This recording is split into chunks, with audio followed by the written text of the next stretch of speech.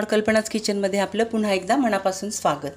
आज आपण बघणार आहोत चिकन टिक्का। तर त्यासाठी साहित्य बघूया। इथे मी 250 ग्रॅम चिकन घेतले, त्यानंतर 2 चमचे टिक्का मसाला घेतला, चवीप्रमाणे मीठ आणि 2 चमचे आले लसणाची पेस्ट आणि थोडा कलर घेतला आणि 1 अंड फेटून घेतले। तर आता आपल्याला हे सर्व लावून घ्यायचं।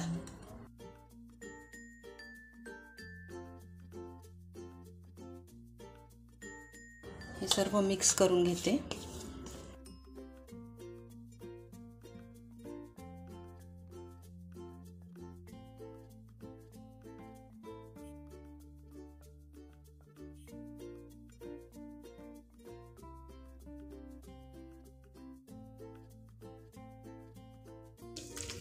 आता हे सर्व आपल्याला 1 तासभर मुरवत ठेवायचं। आता हे आपण 1 तास ठेवून देऊया।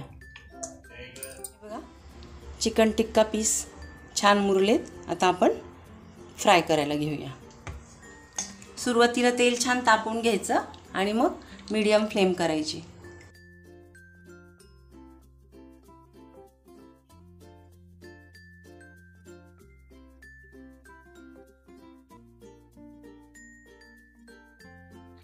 आता मी असे तळून घेते आणि मग तुम्हाला दाखवते। हे बघा, चिकन टिक्का पण तयार आहे। मस्त सॉफ्ट झालेला आहे।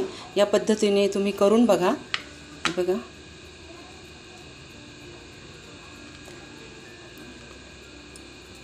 हे बघा,